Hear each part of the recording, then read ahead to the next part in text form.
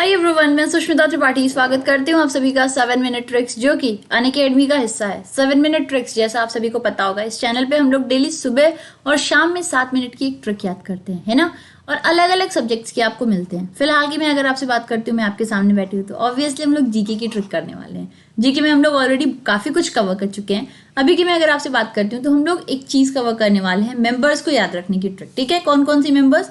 पहले आप देख रहे हो सार्क, ठीक है, तो सार्क के जितने भी सदस्य हैं इनको याद करेंगे। इसके अलावा यूएनएससी के सदस्यों को याद करेंगे। ठीक है, तो ये आज हम लोग देखने वाले हैं। अब जैसे जनरल आता है एग्जाम में, क्या इसकी सिग्निफिकेंस इतनी है, क्या ऐसे आते हैं क्वेश्चन। हाँ, पूछा जाता है कि कौन सी कंट्रीज की एक सदस्य है, कौन सी कंट्रीज की एक सदस्य नहीं है। इस तरीके से क्वेश्चन आपके वहां पे बनते हैं, है ना।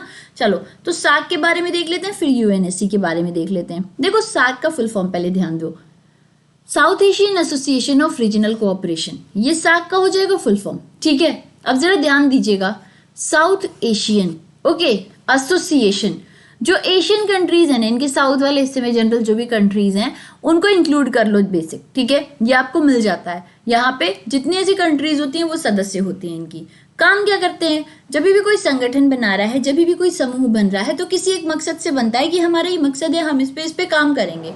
इसी तरह से जो सार्क होती है, इसका भी अपना एक मकसद है कि हम लोग इतने इतने मकसद पे काम करेंगे, ये कार्य करने की कोशिश करेंगे। ठीक है, अब फिलहाल में इनका काम क्या है, क्या करते हैं ये कंट्रीज? तो देखो, इनका काम होता है कि जो भी लोग हैं इन कंट्रीज में, इनके जीवन को बेहतर करना, यानी कि इनका वेलफेयर करना, इनकी जो भी क्वालिटी ऑफ लाइफ है, ठीक है, इनकी जो भी क्वालिटी ऑफ लाइफ है इसको इम्प्रूव करना। ठीक है, इसको क्या करना? इम्प्रूव करना, आपस में म्यूचुअली कोऑपरेट करके एक दूसरे को अपलिफ्ट करना, ये सारे काम करती है सार्क। ओके, अब थोड़ी सी डिटेल में देख लेते हैं कि ये कब बनाई गई थी और कहाँ पर स्थित है। तो जो सार्क है इसको स्थापित किया गया 1985 में। ठीक है, कहाँ पर स्थापित किया गया था? ढाका, बांग्लादेश में। और अभी फिलहाल में हेड ऑफिस कहाँ पर होता है? हेड ऑफिस होता है काठमांडू में। ओके, अब कौन कौन सी कंट्रीज है, इनको याद रखने का क्या तरीका होगा? आइए देखिए क्या होता है तरीका। देखो ट्रिक है हमारी, पेन हुआ तो एमबीबीएस के पास जाओ, पेन हुआ तो एमबीबीएस के पास जाओ। ठीक है, अब ये इससे कौन कौन सी कंट्रीज मिल गई? पेन से देखो, पाकिस्तान, अफगानिस्तान, इंडिया, नेपाल, ये तो पेन हो गया। एमबीबीएस से क्या याद रहेगा? मालदीव्स, बांग्लादेश, भूटान, श्रीलंका। ओके, तो ये कंट्रीज हैं बेसिकली जो हम लोग को याद रखनी होती हैं, जो एग्जाम में पूछी जाती हैं। पेन हुआ तो एमबीबीएस के पास जाओ, पाकिस्तान, अफगानिस्तान, इंडिया, नेपाल, मालदीव्स, बांग्लादेश, भूटान, श्रीलंका। अगर आप लोग ध्यान से कंट्रीज को देखो तो इनमें जो सबसे बड़ी कंट्री है ये इंडिया है। ओके, जनरल कहा जाता है इंडिया अलग अलग मैटर्स पर डील करती है या इन्हें लीड करती है। अभी जैसे हमने देखा था सार्क फाइनेंस की जब मीटिंग हो रही थी, तो ये फिलहाल में किसके हाथ में थे, कौन हेड थे? इसमें शक्तिकांत दास जी थे। ठीक है, ऐसे मतलब ये नहीं है, तो होते रहते हैं इधर उधर, मतलब रोटेट होते रहते हैं, लेकिन फिलहाल की बस मैं आपको बात बता रही हूँ। अब देखा जाए क्या सार्क वही वर्चस्व है जो पहले हुआ करता था? वो नहीं है, कुछ डिफरेंसेस इंडिया और पाकिस्तान के हैं, या कुछ और भी रीजन था जिसकी वजह से सार्क का वो वर्चस्व नहीं है जो पहले हुआ करता था।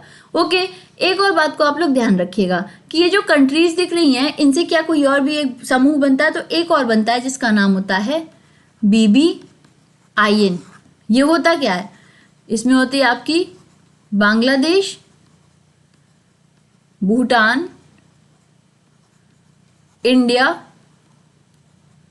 नेपाल।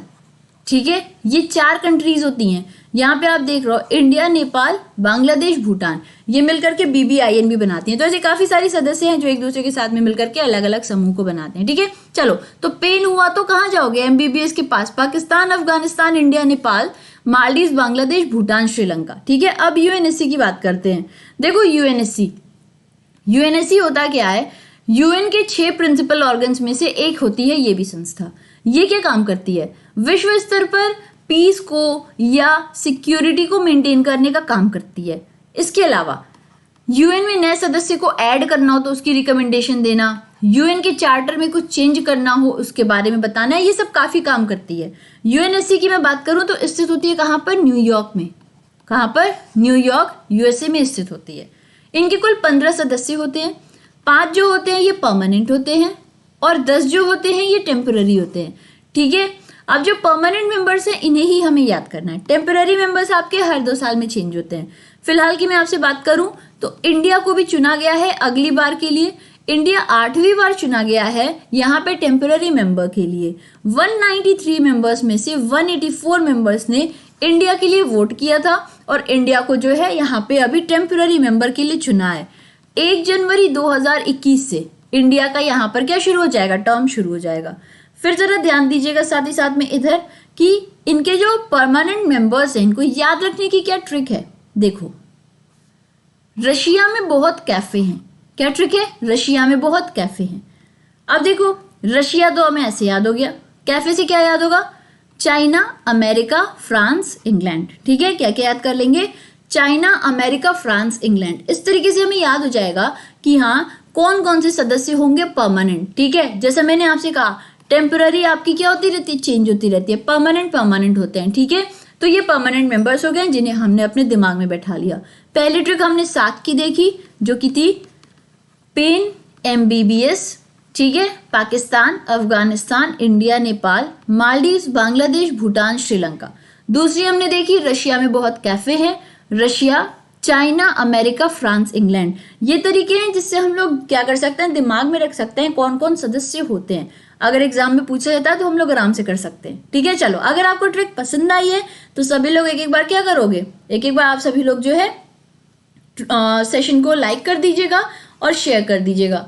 7 मिनट ट्रिक्स को सब्सक्राइब कर लीजिएगा, साथ ही साथ में बेल आइकन को प्रेस कर दीजिएगा ताकि जितनी भी नोटिफिकेशंस हैं ये आपको मिलती रहें। ठीक है, चलो फिर मिलेंगे अगले सेशन में। तब तक के लिए घर पे रहो, मौज करो, मस्ती करो और छठ की आप सभी को ढेर सारी शुभकामनाएं। Take care, bye, love you people, bye.